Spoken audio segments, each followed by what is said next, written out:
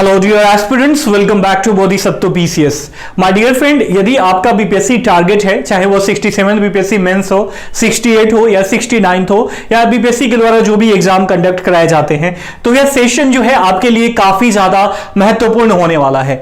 देखिए, आज जो है बीपीएससी के द्वारा ऑडिटर मेंस का जीएस सेकेंड पेपर कंडक्ट कराया गया है। इस पूरे पेपर का एनालिसिस करेंगे और देखेंगे कि बीपीएससी जो है अपने प्रीवियस ट्रेंड से किस तरीके से हटके जो है कितना एनालिटिकल प्रश्न पूछ रहा है। इस समय में जो समय का डिमांड है, यदि आपने एनालिटिकल होकर किसी भी टॉपिक को नहीं पढ़ा तो आपका पढ़ना जो है कहीं ना कहीं बेकार साबित हो सकता है। तो समय का डिमांड है कि आप अपनी स्ट्रेटजी चेंज करो और जो गुमराह करने वाले लोग हैं उनसे बचो। जो नए बच्चे हैं जो इजीली गुमराह हो जाते हैं, डोमिनो इफेक्ट के चलते जहां भीड़ देखते हैं ऐसा लगता है कि यहां पे आपको उनको क्वालिटी चीजें मिलेंगी तो नहीं मिल पाती हैं। उनका पैसा, समय और जो भी उनके लाइफ का ध्येय होता है वो सारी चीजें जो है कहीं ना कहीं ठगी का शिकार हो जाती हैं। तो इन सारी चीजों से आप कैसे बचो और आपका स्ट्रेटजी जो है आने वाले बीपीएससी मेंस एग्जामिनेशंस के लिए, ये चाहे वो प्री हो या मेंस हो, किस तरीके का होना चाहिए, इस पूरे पेपर को एनालिसिस करने के साथ साथ जो है हम उन सारी चीजों के बारे में डिस्कशन करेंगे माय डियर फ्रेंड। ठीक है, तो चलिए शुरू करते हैं। If you are serious about 67 BPSC mains examination और 68 और further examination, then watch this video from beginning to the last my dear friend. और चैनल पे नए हैं तो चैनल को सब्सक्राइब करके बेल का आइकन जरूर दबा देना ताकि कोई भी लेटेस्ट नोटिफिकेशन आप तक आसानी से पहुंच सके। देखिए, ऑडिटर मेंस का जीएस सेकंड पेपर है, यह एनालिसिस करते हैं। क्योंकि एज यू नो कि आपने सिलेबस एनालिसिस किया होगा तो आपको पता होगा कि जो फर्स्ट पार्ट होता है वो पॉलिटी का होता है। ये मैंने काफी सारे इसमें टॉपिक पढ़ाए हैं जो सीधे सीधे पूछ दिया है, कुछ का इनडायरेक्टली पूछा है, लेकिन मैंने जो पढ़ाया है बहुत सारी चीजें उसमें से पूछी गई हैं। अभी हमारा जो बैच चल रहा है 67 बीपीएससी मेंस को टारगेट करके जीएस फर्स्ट और जीएस सेकंड पेपर का, तो वो लोग काफी हैप्पी होंगे जो चीजों को समझे होंगे। मेरे द्वारा जो भी रूल्स एंड रेगुलेशन बताए गए होंगे उनके लिए कि आप प्रिपरेशन के दौरान जो है कैसे एनालिटिकल हो सकते हो, यदि उन्होंने फॉलो किया होगा तो उन सबको जो है काफी लाभ पहुंचा होगा। और बहुत लोगों का मेरे पास जो ऑडिटर मेंस दे रहे हैं उनका मैसेज भी आया है कि सर काफी ज्यादा लाभ हो रहा है हमें। ठीक है, तो पहला प्रश्न है, देखिए पहला प्रश्न काफी सिंपल है, इसमें कुछ ज्यादा एनालिटिकल अप्रोच नहीं अपनाया गया है, काफी सिंपल है। और मैंने इस टॉपिक को पढ़ाया था और ये करंट अफेयर्स में बना हुआ है। कहीं ना कहीं कई सारे केसेस हो रहे हैं, सुप्रीम कोर्ट्स के ऑर्डर आ रहे हैं, उन केसेस में ये बने रहते हैं, फंडामेंटल राइट और डीपीएसपी। देखिए, समान नागरिक संहिता की जो बात करी जा रही है, यूनिफॉर्म सिविल कोड, पहले इस क्वेश्चन को पढ़ते हैं। Let's read about the question firstly. Are fundamental rights and directive principle of a state policy complementary and supplementary to each other? Give reasons in support of your answer। कह रहा है क्या मौलिक अधिकार एवं राज्य के नीति निर्देशक सिद्धांत एक दूसरे के सहायक और तथा पूरक है? अपने उत्तर के पक्ष में तर्क दीजिए। इस टॉपिक को यूनिफॉर्म सिविल कोड एक ऐसा मुद्दा है, चाहे वह राजनीतिक रूप से कहिए या समय का डिमांड कहिए, यह हमेशा जो है जो फंडामेंटल राइट है और डीपीएसपी है उसमें जो टसल होते रहता है। कुछ लोग मतलब अपना पक्ष रखते हैं कि भैया डीपीएसपी को फंडामेंटल राइट के ऊपर जो है आप लेवाइड नहीं कर सकते, और कुछ लोग ये कह रहे हैं कि यूनिफॉर्म सिविल कोड जो है समय की डिमांड है, जो बहुत ज्यादा डाइवर्सिटी है, बहुत ज्यादा जो संवेदनशील ग्रुप हैं, यूनिफॉर्म सिविल कोड ना होने की वजह से जिनको दिक्कतें हो रही हैं, जिनका लाइफ जो है कहीं ना कहीं हेल बना हुआ है, तो यूनिफॉर्म सिविल कोड की वजह से वो चीजें सुधार होंगी। बहुत सारे लोग इसके विपक्ष में भी तर्क दे रहे हैं। तो यहां पे डीपीएसपी का और फंडामेंटल राइट का दोनों का टसल चल रहा है, उसी से रिलेटेड क्वेश्चन पूछा है। और मैंने 3 टॉपिक यूनिफॉर्म सिविल कोड पढ़ाया था, डीपीएसपी पढ़ाया था, इसके बाद फंडामेंटल राइट पढ़ाया था। इन तीनों में जो है इसके बारे में चर्चा करा था। तो इसमें कुछ नहीं करना है, आपको कह रहा है कि क्या मौलिक अधिकार एवं राज्य के नीति निर्देशक सिद्धांत एक दूसरे के सहायक तथा पूरक हैं? अपने उत्तर के पक्ष में तर्क दीजिए। ठीक है, अब इसमें आपको स्टैंड लेना होगा या नहीं है तब भी उसके पक्ष में आपको तर्क देना है, और यदि आप हां कह रहे हो तभी भी उसके पक्ष में आपको लॉजिकल एक्सप्लेनेशन देना है, एग्जाम्पल देना है। ठीक है, ये सारी चीजें काफी सिंपल प्रश्न है। जो भी लोग एनालिटिकल अप्रोच के साथ पढ़ रहे हैं, मैं आपको सजेस्ट करना चाह रहा हूं माय डियर फ्रेंड कि आपका 68 बीपीएससी यदि टारगेट है या 67 मेंस आपका टारगेट है, आपका प्री में अच्छा मार्क्स आ रहा है, तो तो 67 जो है अभी भी काफी अप्रॉक्स 2 महीने का टाइम है। अब एनालिटिकल अप्रोच के साथ अच्छी जगहों से जुड़ के यदि आप प्रिपरेशन करोगे तो मतलब बहुत ज्यादा मुश्किल नहीं है, आप आराम से कंपटीशन में बन जाओगे और सिलेक्शन होने के चांसेस भी आपके बढ़ सकते हैं। तो आप जो है प्री से ही एनालिटिकल अप्रोच के साथ पढ़ना शुरू कर दो। और बहुत सारे लोग जो कहेंगे एक बुक दिखागे कि एक इस बुक से आप बन जाओगे एसडीएम, या कोई बहुत सिलेक्टेड लोग होते हैं जो पढ़ते हैं, मतलब बहुत दिनों का नॉलेज होता है और बता देते हैं कि इस एक बुक को मैं पढ़ के एसडीएम बन गया या डिप्टी एसपी बन गया। तो सिलेक्टेड लोग भी बहुत ज्यादा गुमराह करते हैं और हाई फाई मतलब अपने आप को सुपीरियर शो करने के चक्कर में ये भी बता देते हैं कि मुझे ये पढ़ना है, ये पढ़ा था मैंने, ये बुक पढ़ा था, फलाना ढिमकाना। तो ऐसे आपको पढ़ना नहीं है, आप बस एनसीईआरटी से शुरू करो ना भाई। एनसीईआरटी में इतना लॉजिकल चीजें दी हुई होती हैं, वो बच्चे का ऐसे पोज बना के दिया रहता है ना कि अच्छा ये होता तो ये कैसे होता। जैसे मैं एक एग्जाम्पल हमेशा देते रहता हूं कि एक टीचर जो है अपने बच्चे को पढ़ा रहा था और संविधान पढ़ा रहा था, कॉन्स्टिट्यूशन पढ़ा रहा था। तो एक बच्ची अचानक से खड़ा हो गई और पूछ रही है अपने टीचर से कि डियर टीचर, रिस्पेक्टेड टीचर, संविधान जिसने बनाया नहीं तो मैंने उनको देखा है, संविधान की भाषा इतनी कलिष्ट है कि मुझे समझ में नहीं आता है, आती ही नहीं है ये भाषा, ये लैंग्वेज, तो मैं इसको क्यों मानूं, इसको मानने का आधार क्या है। तो अब बताइए कि वहां पे टीचर का क्या मतलब आंसर होगा। तो टीचर समझा सकता है ना कि भैया आप अपने समय के अनुसार, जैसे कोई भी समाज प्रगतिशील होता है तो नित्य नए समाज में परिवर्तन होते हैं, उस अनुसार जो भी हमारे बुजुर्ग थे, राजनीतिक पूर्वज थे, उन्होंने ये सुविधा दे रखी है कि जो समय का डिमांड है, जो राष्ट्रीय हित में है, जो सार्वभौमिक हित में है, उस चीज को एड ऑन करने के लिए आप संविधान का अमेंड कर सकते हो। आप चाहो तो जो लैंग्वेज कलिष्ट लग रहे हैं उनको सिंप्लीफाई भी कर सकते हो। तब ये चीजें क्या है, ये लॉजिकल थिंकिंग आप में तभी आएगी जब आप लॉजिकल चीजें पढ़ोगे, आप लॉजिकल मतलब किसी इंस्टीट्यूट से जुड़ोगे। मैं ये नहीं कह रहा हूं कि मैं मतलब हम ही से जुड़ो, अभी मैं चाहूंगा मुझसे जुड़ो, लेकिन कहीं भी जुड़ो तो इतना आपको मतलब आपको कॉन्शियसनेस होना चाहिए कि आप जहां जुड़ रहे हो वहां से आपको क्या मिल रहा है माय डियर फ्रेंड, ठीक है। तो इस चीज को ध्यान रखिएगा, आप सतर्क हो जाओ। आप 67th बीपीएससी के लिए या बीपीएससी के जो भी एग्जाम्स आने वाले हैं, बीपीएससी के जो आयोग हैं, जो समय का काफी दिनों से सिलेबस नहीं चेंज हुआ है, सिलेबस चेंज करना अनिवार्यता हो गई है, कंपटीशन को कहीं ना कहीं मेंटेन करना आवश्यक है, नेगेटिव मार्किंग लागू होगा, तो आपका जो है शुरू से ही स्ट्रैटेजिक अप्रोच के साथ चलना काफी ज्यादा अनिवार्य हो गया है यदि आपका बीपीएससी टारगेट है, मेंस प्री या मेंस कोई भी टारगेट है, तो ओवरऑल मतलब बीपीएससी टारगेट है तो ठीक है। अगला प्रश्न चलते हैं। अगला प्रश्न कह रहा है, Due to coalition politics and economic liberalization, federalism has become a key feature of Indian political system. Comment, my dear friend, काफी इंपॉर्टेंट प्रश्न है, मैंने इसमें बहुत बढ़िया से डिस्कशन किया था, मैंने इलेक्टोरल रिफॉर्म भी पढ़ाया था, मैंने शुरुआत ही कर रहा था पॉलिटिक्स फेडरलिज्म से, कोऑपरेटिव फेडरलिज्म पढ़ाया था, कॉम्पिटिटिव फेडरलिज्म पढ़ाया था। कॉम्पिटेटिव फेडरलिज्म का थोड़ा बहुत इनपुट दिया था, एक टॉपिक बाकी रह गया जिसके बाद ये टॉपिक कॉम्पिटेटिव फेडरलिज्म, जिसको होलिस्टिक वे में हम पढ़ने वाले हैं, तो ये काफी ज्यादा इंपॉर्टेंट हो जाता है। और एक इसमें डायमेंशन जुड़ा हुआ है गठबंधन की राजनीति, बेसिक समझ है, यदि आप पॉलिटी पढ़ते हो तो गठबंधन की राजनीति आपको समझ में आ जानी चाहिए। और इसी के आधार पर जो है अगला प्रश्न भी पूछा हुआ है। देखिए कितना मतलब को रिलेटेड और एनालिटिकल प्रश्न पूछा जा रहा है बीपीएससी के द्वारा। बहुत ही प्रसन्न हूं मैं, जो सीरियस कैंडिडेट हैं उनका सिलेक्शन होना ही चाहिए, क्योंकि जो मान लीजिए कि जो प्रशासक आते हैं ना, वही अगर बकलोल आ जाएंगे तो नीति को लागू करने में इनका बहुत बड़ा रोल होता है। और जो ग्राउंड लेवल पे जो चीजें घटित होती हैं वो कौन समझता है, कार्यपालिका का जो ये स्तर होता है ना, जो एसडीएम होता है, डिप्टी एसपी होता है या बीडीओ होता है, ये सारे लोग प्रशासनिक विभाग में होते हैं। जब इनकी समझ विकसित होगी, खुद मतलब इस लेवल के होंगे कि तार्किक सोच रखें, किसी भी समस्या को किस तरीके से हैंडल करना चाहिए, इसका केस स्टडी प्रॉपर ढंग से करें,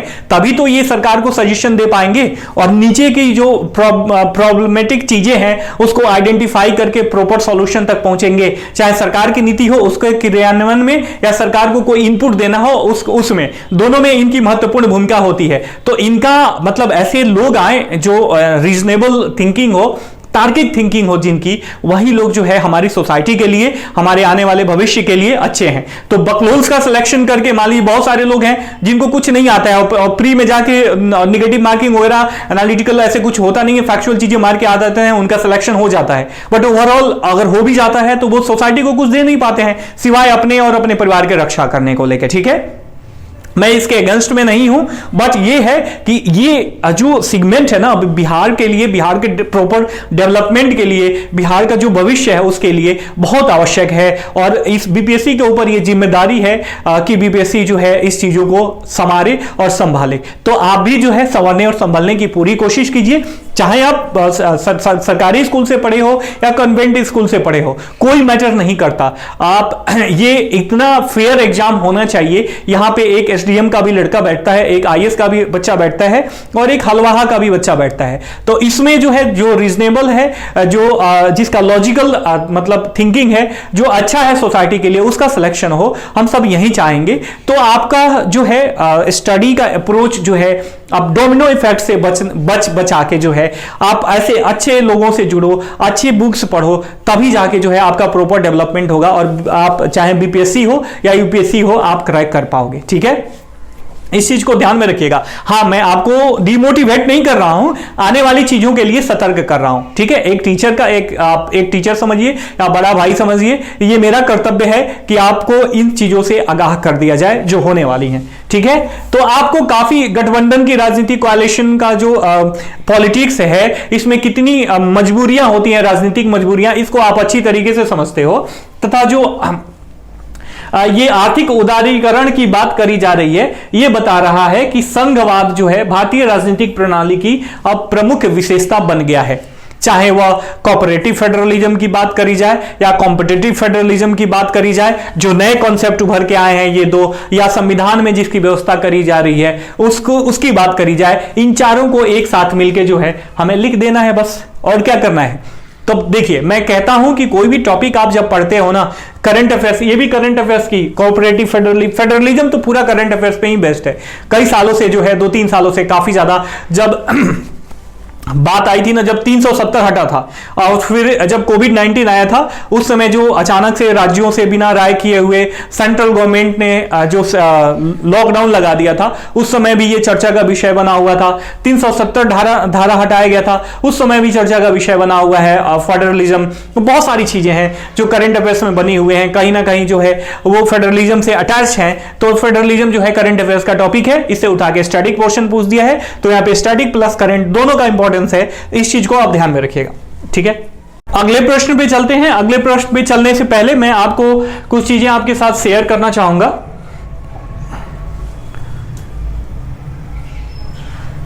देखिए, हमारा जो है ये बैच चल रहा है 67, थोड़ी सी मार्केटिंग मैं भी कर लेता हूं अपना, 67 बीपीएससी मेंस का। तो इसमें जो है जीएस फर्स्ट और जीएस सेकंड पेपर के सारे पार्ट्स कवर कराए जा रहे हैं, like polity, geography, economic, history with current input, जो भी पार्ट्स हैं, data interpretation, weekly answer writing practice, current affairs, ये सारी चीजों में आपको वीडियो लेक्चर और पीडीएफ नोट्स के थ्रू प्रोवाइड कराई जा रही हैं। साथ में आंसर राइटिंग टेक्निक भी, हम जो वीकली आंसर राइटिंग प्रैक्टिस कराते हैं उसमें आंसर राइटिंग टेक्निक का भी डिस्कशन करते हैं। बच्चे जो आंसर लिख के भेजते हैं उसका प्रॉपर फीडबैक भी मिलता है। ये सारी चीजें आपको प्रोवाइड कराई जा रही हैं 2100 रुपये में मात्र। If you want to join this program, then you can call and WhatsApp on 9810638805 या 9717058805। एक बार और लिख देता हूं, नंबर लिख देता हूं ऊपर, 98 10 63 88 05। ठीक है, या आप केवल करंट अफेयर्स प्लस डीआई वाले बैच से जुड़ना चाह रहे हो जो कल से शुरू होगा। इसमें economic, polity, current, science and technology, important reports, international relation plus DI, ये सारी चीजें through video lecture and PDF notes आपको प्रोवाइड कराई जाएंगी। कल से शुरू हो रही है, अर्थात 4 नवंबर से। फी जो है इसका मात्र 1500 रुपया है। ज्वाइन करने का प्रोसेस वही है। यदि आप जानना चाहते हो, ज्वाइन करना चाहते हो, तो ये नंबर है 98 10 63 88 05। आप इस पे व्हाट्सएप करके, कॉल करके जानकारी लेके हमसे जुड़ के आप अपने प्रिपरेशन का जो पेस है और स्टैंडर्ड है दोनों मेंटेन कर सकते हो माय डियर फ्रेंड। ठीक है, चलिए अब आते हैं अपने मेन मुद्दे पे।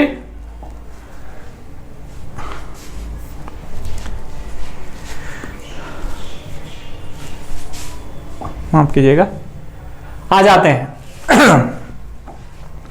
हमारा जो अगला प्रश्न था ये कह रहा है कि by and large Indian political party have become more pragmatic than ideological, which makes party bond is highly flexible and permeable. Comment.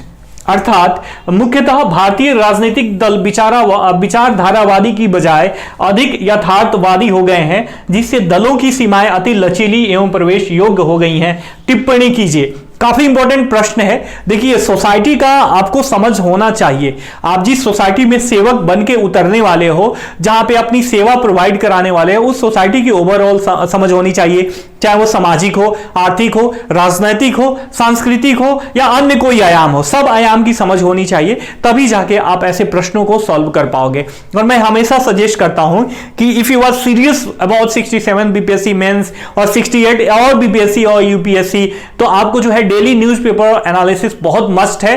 चाहे वो हिंदी में पढ़िए या इंग्लिश में पढ़िए, जो एडिटोरियल आता है, बड़े बड़े विद्वान लोग लिखते हैं, वहां से आप पढ़ोगे तो ऐसे सारे टॉपिक्स वहां पे दिए रहते हैं। वहां पे आपको अब समझ भी विकसित होगी और कंटेंट भी मिलेगा। तो एक सजेशन ये हो गया कि आपको डेली न्यूज़पेपर एनालिसिस करना चाहिए। आप करंट अफेयर्स ना पढ़ो, किसी मैगजीन से कवर कर लो, लेकिन एडिटोरियल एटलीस्ट पढ़ा करो, क्योंकि जो करंट में चीजें बनी होती हैं उस पर कमेंट आता है जब एडिटोरियल में, तो वहां से आपको नॉलेज भी गेन होता है, समझ भी विकसित होती है और ऐसे एनालिटिकल प्रश्न जो है आसानी से सॉल्व कर पाओगे।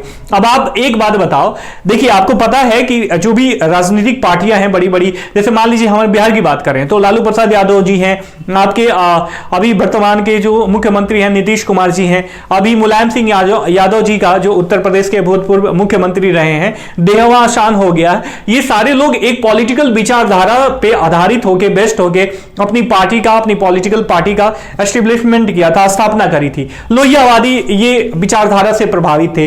भारतीय जनता पार्टी कहती है हम दीनदयाल उपाध्याय जी के विचारधारा से प्रभावित हैं। उसके बाद आपके कांग्रेस पार्टी कहती है, इंडियन नेशनल कांग्रेस, कि हम गांधीयन विचारधारा पे आधारित हैं।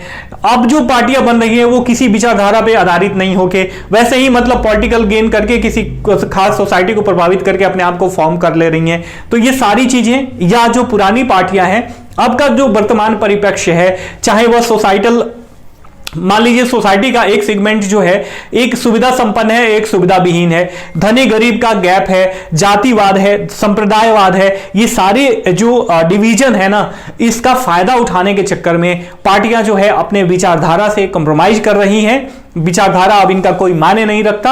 कोई भी व्यक्ति चाहे वह कितना भी करप्ट हो, किसी खास समुदाय से हो, लोग उनके पीछे हो, वह उस समुदाय को ठग रहा हो, तो पार्टियां चाहेंगी कि ये आदमी जो है मेरे में आ जाए। तभी अभी मैंने बताया था ना इलेक्टोरल रिफॉर्म में कि जातिवाद में आपने देखा होगा कि जातिवाद, संप्रदायवाद, ये सारी चीजें गुंडाइज्म पे आधारित जिनकी पर्सनालिटी होती है ना, आपने देखा होगा एडीआर का रिपोर्ट आया था, तो उसमें बिहार विधान सभा का मैंने केस स्टडी बताया था इलेक्टोरल रिफॉर्म में, कितना मतलब भयावह स्थिति था। ऐसा लग रहा था कि पूरी विधानसभा जो है मैक्सिमम लोग उसमें वैसे बैठे हुए हैं जो कहीं ना कहीं क्रिमिनल बैकग्राउंड के रह चुके हैं और सीरियस चार्जेस हैं उन पे। ठीक है, तो ये सारी चीजें समझ आपको कैसे विकसित होंगी, जब आप एक अच्छे इंस्टीट्यूट से जुड़ोगे, सारी चीजें समझोगे तो आराम से विकसित हो जाएंगी। कोई बहुत बड़ी चीज नहीं है। हाँ, दो महीना, 4 महीना, 6 महीने का ये अभ्यास है, पढ़ते पढ़ते जो है चीजें आपको समझ में आने लगती हैं। तीसरा प्रश्न हो गया। चौथा एनालिसिस करते हैं। चौथा है काफी मतलब प्रेडिक्टेबल टॉपिक है, हमेशा पूछता है, बीपीएससी ने इस बार भी पूछा है। कह रहा है कि जातीय राजनीति ने भारतीय राजनीति में एक वर्चस्व एवं निरंतरता की स्थिति प्राप्त कर ली है। इस कारक का बिहार के समसामयिक राजनीतिक घटनाक्रम के विशेष संदर्भ में वर्णन कीजिए। यहां जातिवाद के बारे में हमने खूब चर्चा करा था इलेक्टोरल रिफॉर्म में, और बिहार पर्सपेक्टिव में बिहार में तो जातिवाद शुरू से ही रहा है, तो हमेशा बीपीएससी इस पे प्रश्न पूछ रहा है, इस बार भी पूछ दिया है। आगे चलते हैं, दूसरे उसमें आ जाते हैं ज्योग्राफी और इकोनॉमी में। इसमें इकोनॉमिकल ज्योग्राफी से मैक्सिमम क्वेश्चन पूछा गया है। पहला प्रश्न है, critically examine the role of green revolution in the development of agriculture of India.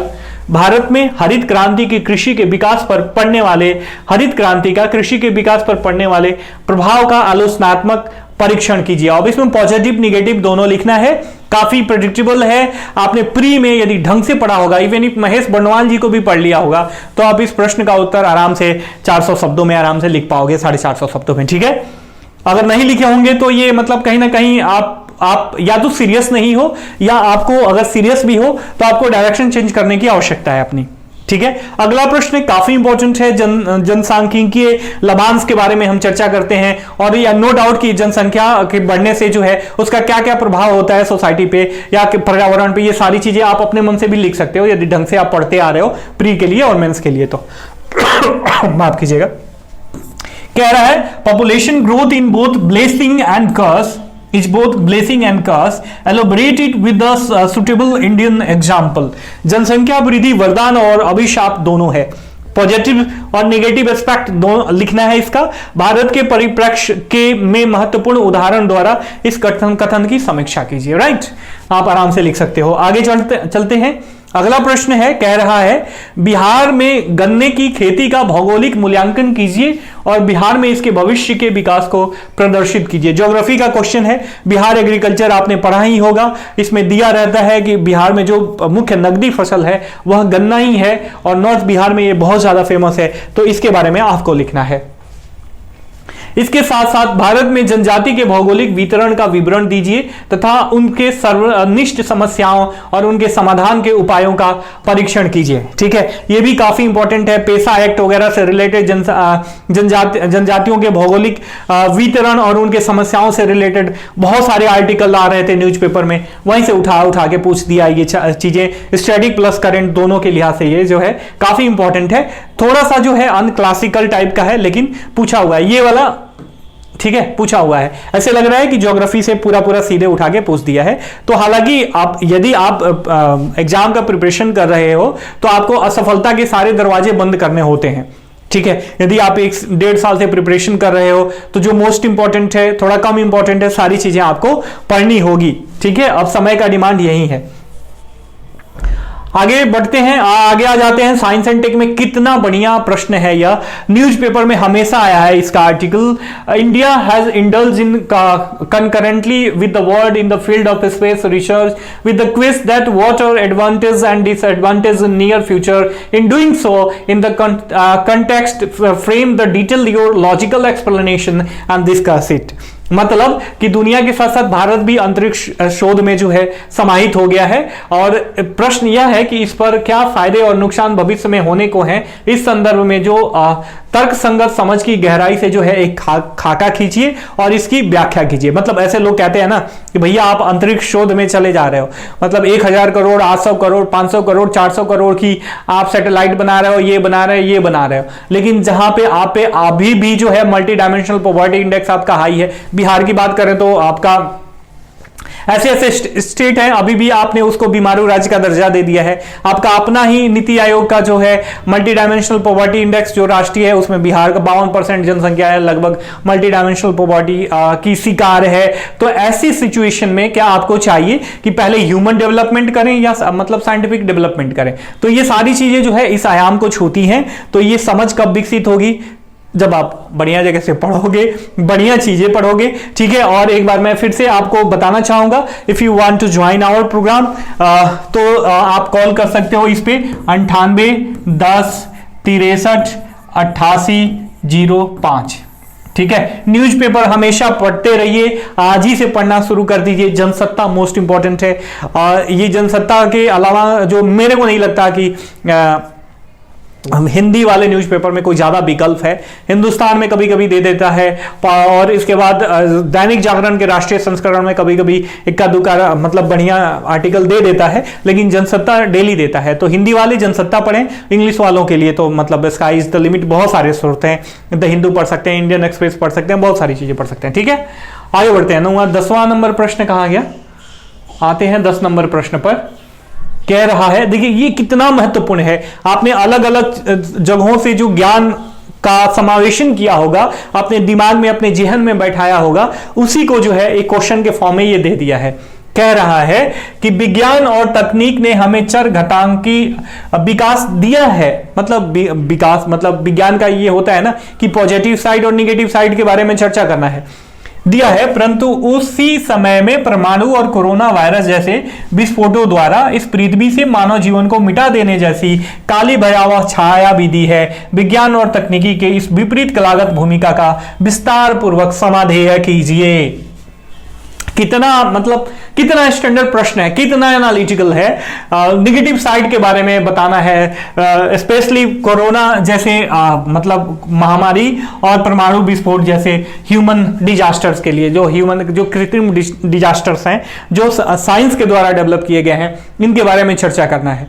कितना मतलब 2 आयाम हैं, इन दोनों आयाम के ये 2 डायमेंशन है, कोरोना और मतलब ये परमाणु विस्फोट, कोरोना विस्फोट और परमाणु विस्फोट, इस दोनों आयाम के बारे में चर्चा तो करना ही है नेगेटिव पर्सपेक्टिव में। इसके साथ साथ और भी जितने नेगेटिव पर्सपेक्टिव हैं साइंटिफिक डेवलपमेंट के, उन सारे चीजों के बारे में चर्चा करनी है आपको, ठीक है। तो ये समझ विकसित होगी तो आप आराम से कर लोगे, और कहीं ये रटते रहोगे कि फलाना का मामा कौन था, ये मुगल शासक का चाचा कौन था, ये ऐसे कौन था, तब तो नहीं हो पाएगा। मैं मतलब भले ही आपको ये चीज बुरा लग रहे हो, आप देखोगे कि महायज्ञ लोग चला रहे हैं, पता नहीं महाभूमि चला रहे हैं, महाविस्फोट चला रहे हैं, ऐसी ऐसी सीरीज चल रही है भैया, बच्चों को मिसगाइड किया जा रहा है। और जो नए बच्चे हैं वो मतलब डेविएट हो जाते हैं, लोगों को भगवान मान के अपना वो करते रहते हैं, पूजा करते रहते हैं, और बाद में जब तंद्रा खुलती है, बाद में बगल का लड़का जो हाफ पैंट और 1-2 रोटी खा के और कैसे भी काम चला के और बढ़िया चीजें पढ़ रहा है, बढ़िया चीजें बढ़िया जगह से जुड़ के पढ़ रहा है, वो जो है जब उसका सिलेक्शन हो जाता है तो वो सामने वाले को लगे अरे भैया ये तो कम पढ़ रहा था और बढ़िया किसी को मतलब बहुत बड़े किसी कोचिंग में भी नहीं पढ़ रहा था, तो इसका सिलेक्शन कैसे हो गया। भैया जो अभी जो समय का डिमांड है ना, जो रेशनल थिंकिंग की बात करते हैं हम, तार्किक समाज की बात करते हैं, तो तार्किक समाज में ऐसे ही प्रश्न पूछे जाते हैं, और तार्किक बिहार को तार्किक समाज के रूप में डेवलप करने के चक्कर में ये चीजें करनी होंगी, क्योंकि आप जो है अभी आप सुन रहे होंगे हमारा सांस्कृतिक डिक्लाइनेशन भी हुआ है, साहित्यिक डिक्लाइनेशन भी हुआ है हमारा। मान लीजिए कि भोजपुरी जो है बिहार के बहुत बड़े मतलब क्षेत्र में बोली जाती है, तो आप देखे होंगे भोजपुरी गाने को देख लो कि कैसे कितना डिक्लाइनेशन हुआ है, जहां पे साहित्य का कहीं लेना देना नहीं है, संगीत का कहीं कुछ लेना देना नहीं है, ऑटो ट्यून लगा के नाक से ऐसे लगता है नाके नचोड़ दें उसका, ऐसे गाता है सब। मतलब आप अपने फैमिली के साथ बैठ के किसी गाने को एंजॉय नहीं, पहले के भोजपुरी गाने देख लीजिए, ठीक है, जो बिरहा होता है, चैती होती है, लोग कैसे गाते हैं, आप मतलब उस रस में खो जाते थे। हमने सुना है वो गाने। फिर जब ये लोग आए, जब गुरु रंगीला वगैरह जी का काल आया, उसके बाद से ये लोग मतलब ये फुहड़ता लाया। लोग कहते हैं ना कि आप देखते हो तो आपको चीजें दी जाती हैं। देखो, एक टीचर, ये लोग जो कलाकार होते हैं, ये लोग ड्राइव फोर्स होते हैं सोसाइटी के लिए। ये लोग जो प्रोवाइड कराएंगे, मान लीजिए एक छोटा बच्चा है परिवार में, तो उस बच्चे को आप जो सिखाओगे वही तो वो आपसे डिमांड करेगा, और बाद में आप कहोगे कि ये छोटा बच्चा यही डिमांड कर रहा है तभी मैं ये दे रहा हूं। तो ये लोग, ऐसे लोगों को मतलब पनिशमेंट करना चाहिए, और जो है सेंसर बोर्ड बनाना चाहिए प्रॉपर बिहार गवर्नमेंट को। लेकिन बिहार गवर्नमेंट ऐसा करेगी नहीं, क्योंकि यहां भी जातिगत चीजें आएंगी तो बिहार गवर्नमेंट किसी को नाराज करने की कोशिश करेगी नहीं। आजकल राजनीति का ये बहुत बड़ा जो है मतलब अभिशाप है हमारे लिए। तो ये चीजें आप कब समझोगे, आप जब तभी समझोगे जब आप रेशनल थिंकिंग डेवलप करोगे। रेशनल थिंकिंग कहां से डेवलप करोगे? अच्छी जगहों पे जुड़ो, अच्छी चीजें पढ़ो। मैं बार बार इसलिए कह रहा हूं कि समय बहुत कम है, कंपटीशन बहुत ज्यादा है। यदि ये आपका टारगेट है बीपीएससी या अदर स्टेट पीसीएस या यूपीएससी, तो आपको तार्किक होना पड़ेगा। कम पढ़ के चीजों को ज्यादा इंप्लीमेंट करने को सीखिए, तब सीखोगे जब आप तार्किक होगे। नहीं तो आप प्रिपरेशन छोड़ के कुछ और कीजिए, कोई बिजनेस व्यापार कुछ और कीजिए, ताकि वहां पे जो है आपका प्रोग्रेस हो, आप प्रोग्रेस करें और आपके साथ साथ आपका परिवार जो है प्रोग्रेस करे और सोसाइटी अंततोगत्वा डेवलप करे। ठीक है, तो मैं आपको डिमोटिवेट नहीं कर रहा हूं, मैं बस आपको आगाह कर रहा हूं माय डियर फ्रेंड, क्योंकि बीपीएससी जो है काफी ज्यादा मतलब तेजी के मूड में है और काफी ज्यादा चेंजेस लाने वाला है, रेशनल चेंजेस लाने वाला है, जिसका हम और आप विरोध नहीं कर सकते। गलत चीजें होंगी तो उसका विरोध ऑब्वियस किया जाएगा, बट ये सही चीजें हैं। नेगेटिव मार्किंग ला दे हर एक क्वेश्चन में, देखो 50 क्वेश्चन में नेगेटिव मार्किंग लाना ये सही चीज नहीं है। 150 के क्वेश्चन में 150 का पूरा नेगेटिव मार्किंग ला दे, या उसे 100 बना दे, 100 में 100 का नेगेटिव मार्किंग ला दे। इक्वल ट्रीट करे हर एक क्वेश्चन को, ऐसे करे, सबको एनालिटिकल बनाए, तब ज्यादा जाके अच्छा होगा। ठीक है, और इसके लिए आपको प्रिपरेशन भी बहुत बढ़िया से करना होगा। अब यहां पे देखिए एआई से रिलेटेड मुद्दा है। कोई भी टॉपिक, जैसे मैंने जेनो ट्रांसप्लांटेशन पढ़ाया था, बायोटेक का एक बहुत ही इंपॉर्टेंट टॉपिक है, तो उसमें क्या था, कोई भी जब साइंटिफिक डेवलपमेंट होता है तो उससे कुछ दिक्कतें जुड़ी हुई होती हैं। जो कोड ऑफ कंडक्ट होता है ना, जो मोरालिटी होती है उस साइंटिफिक डेवलपमेंट के साथ, तो वो जुड़ी हुई होती है। उसी से रिलेटेड ये है कि एक तो वर्तमान समय में एक तो प्राकृतिक रोबोट है, जैसे हम मानव को बोलते हैं कि मानव जो है प्राकृतिक रोबोट है, और आधुनिक जो एआई पे बेस्ड जो आजकल रोबोट होते हैं उनके प्रकृति पर व्यवहारिक गुणवत्ता और विगुणता के आधार पर विश्लेषणात्मक एवं विस्तृत व्याख्या कीजिए। जो भी है राइट एंड रॉन्ग बिहेवियर है, चाहे वह मानव का हो या आर्टिफिशियल इंटेलिजेंट का, उसके बारे में चर्चा करना है माय डियर फ्रेंड। ठीक है, अगला जो प्रश्न है यह है कि ये काफी इंपॉर्टेंट है, इसके लिए तो मतलब आपको प्रॉपर जानकारी चाहिए। काफी अच्छा प्रश्न है। बिहार मस्तिष्क का विज्ञान एवं तकनीक के क्षेत्र में देश और विदेश के स्तर पर क्या योगदान रहा है, प्रमुख उदाहरणों सहित पिछली शताब्दी से वर्तमान समय तक अपना पूर्ण ज्ञातव्य निविष्ट कीजिए। ठीक है, national and international level what has been contribution of Bihar brain in the field of science and technology, give your complete input from the last century to the present time with the pronounced examples. काफी important है, यदि किसी को पता नहीं होगा तो ये क्वेश्चन नहीं लिख पाएगा। जो भी इंपॉर्टेंट पर्सनालिटी रही है जिनका साइंस एंड टेक में साइंस में या जो भी टेक्नोलॉजी है उसमें उनका योगदान रहा है उसके बारे में लिखना है। तो काफी ज्यादा एनालिटिकल ये क्वेश्चन जो है, ये पूरा पेपर जो है काफी ज्यादा एनालिटिकल है। जिनको नहीं समझ में आएगा, हार्डनेस जो है इसका 99% है।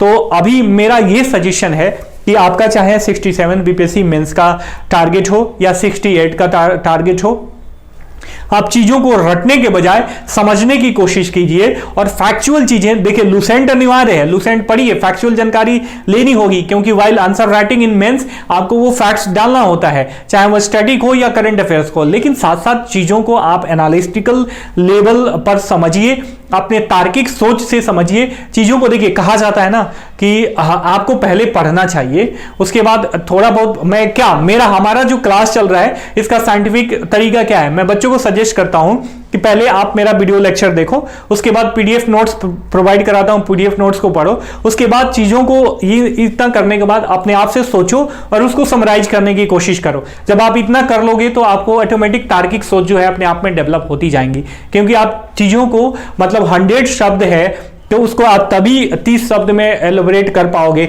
समाहित कर पाओगे उन सारी चीजों को, जब आपकी सोच डेवलप हो, जब आपको उस टॉपिक का प्रॉपर अंडरस्टैंडिंग हो, तभी कर पाओगे। तो ऐसे साइंटिफिक अप्रोच के साथ आप पढ़ना शुरू कीजिए।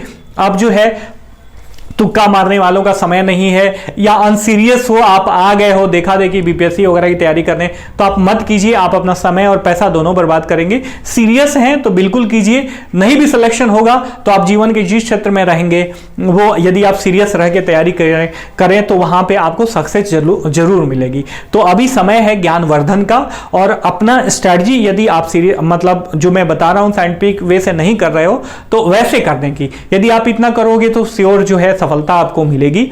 इसी शुभेच्छा के साथ अभी वीडियो का अंत करते हैं हमें जो है आपने इतने लास्ट तक सुना, इसके लिए आपका बहुत बहुत आभार। हम फिर मिलेंगे, तब तक के लिए साइनिंग ऑफ, टेक केयर, जय हिंद, जय भारत।